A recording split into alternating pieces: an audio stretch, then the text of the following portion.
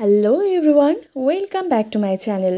নতুন আরেকটি পর্বে আপনাদের অনেক অনেক ওয়েলকাম।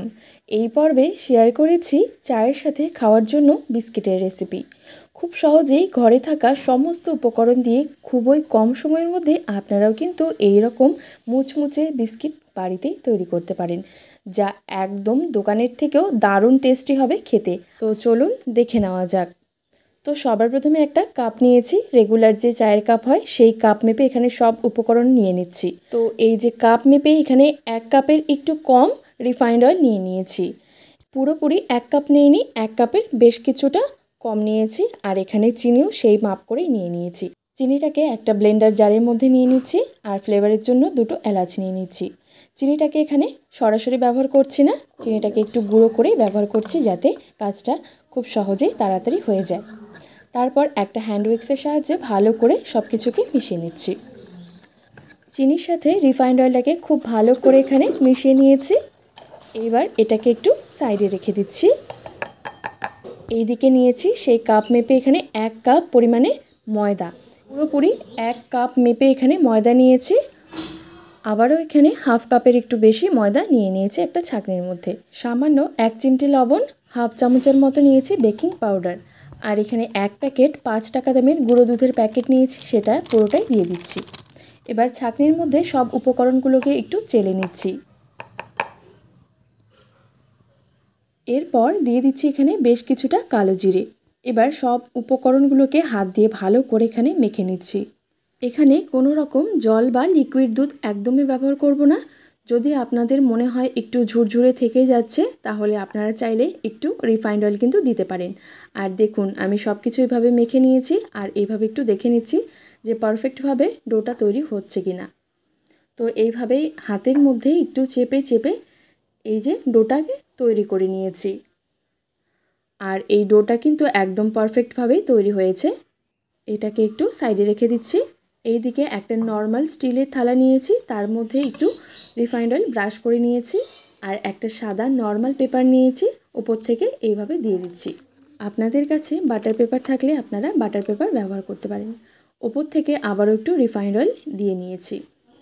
এবার ডোয়ের থেকে অল্প একটু অংশ নিয়েছি, ঠিক এইভাবে হাতের মধ্যে একটু চেপে চেপে ঘুরিয়ে ঘুরিয়ে বিস্কিটের শেপ তৈরি করে নিচ্ছি। আমি এখানে আজকে গোল শেপ তৈরি করেছি, আপনারা চাইলে আপনাদের যে কোনো পছন্দ মতো শেপ কিন্তু দিতে পারেন। তো এই যে একটা তৈরি হয়ে গেছে, আপনাদের আরেকটিও আমি তৈরি করে দেখাচ্ছি। এই বিস্কিটগুলো বানানো কিন্তু ভীষণ সহজ, আর যে কেউ দেখলেই কিন্তু খুব সহজেই এই বিস্কিটগুলো বানিয়ে নিতে পারে। আর বানাতেও খুব একটা বেশি সময় লাগছে না। এখানে সবগুলো এখানে বানিয়ে নিয়েছি। আপনারা আপনাদের যে কোনো পছন্দ মতো শেপেও কিন্তু দিতে পারেন। এবার এই বিস্কিটগুলোকে একটু ডিজাইন করে নিচ্ছি একটা ছুরির সাহায্যে, এইভাবে ওপর থেকে একটু কেটে নিচ্ছি। এটি পুরোপুরি অপশনাল, আপনারা চাইলে শুধুমাত্র নর্মাল এভাবে বিস্কুটগুলো কিন্তু বানাতে পারেন। এখানে সবগুলোই ডিজাইন আমি তৈরি করে নিয়েছি। এবার এটাকে সাইডে রেখে দিচ্ছি। এই দিকে একটা কড়াই বসিয়ে দিয়েছি, কড়াইটাকে একটু গরম করে নিয়েছি, তার উপর একটা স্ট্যান্ড দিয়ে মাঝখানে থালাটাকে খুব সাবধানে বসিয়ে দিচ্ছি। এবার চাপা দিয়ে দিচ্ছি। লো টু মিডিয়াম ফ্লেমে ঘড়ি ধরে 15 মিনিট বিস্কিটগুলোকে বেক করে নিচ্ছি। দেখুন 15 মিনিট পর বিস্কিটগুলো কিন্তু খুব সুন্দরভাবে ফুলে গেছে আর কালারটাও কিন্তু সুন্দরভাবে চেঞ্জ হয়ে গেছে। এবার এই বিস্কিটগুলোকে ঠান্ডা করে নেব। বিস্কিটগুলো গরম থাকা অবস্থায় কিন্তু একদম নরম হবে, আর একটু ঠান্ডা হয়ে গেলে কিন্তু বেশ খেতে মুচমুচে হবে। বিস্কিটগুলো ঠান্ডা হয়ে গেছে, এবার তুলে নিচ্ছি। আর দেখুন কত সুন্দরভাবে কিন্তু তৈরি হয়ে গেছে। দেখতেও যেমন সুন্দর হয়েছে, তেমনি খেতেও কিন্তু একদম দুর্দান্ত। মাত্র 15 মিনিটের মধ্যেও কিন্তু আপনারা এই সুন্দর বিস্কিটগুলো তৈরি করতে পারেন। এইভাবে আপনারা বিস্কিটগুলো বানিয়ে কিন্তু অনেক দিন পর্যন্ত স্টোর করে রেখেও খেতে পারবেন।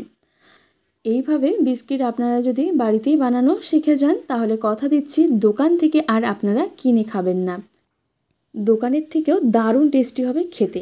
অবশ্যই আপনারাও এইভাবে বানিয়ে দেখুন, বানানো কিন্তু ভীষণ সহজ।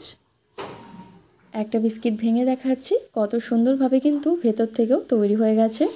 এতেও কিন্তু ভীষণ মুচমুচে। অবশ্যই আপনারাও এইভাবে বানিয়ে দেখুন, আশা করছি ভালো লাগবে। তো আশা করব আমার আজকের ছোট্ট পর্বটি আপনাদের ভালো লেগেছে। ভালো লেগে থাকলে অবশ্যই একটি লাইক, শেয়ার এবং চ্যানেলটিকে সাবস্ক্রাইব করে রাখবেন। সবাই ভালো থাকবেন, সুস্থ থাকবেন। আবারও আসবো নতুন কোনো রেসিপি নিয়ে। ধন্যবাদ।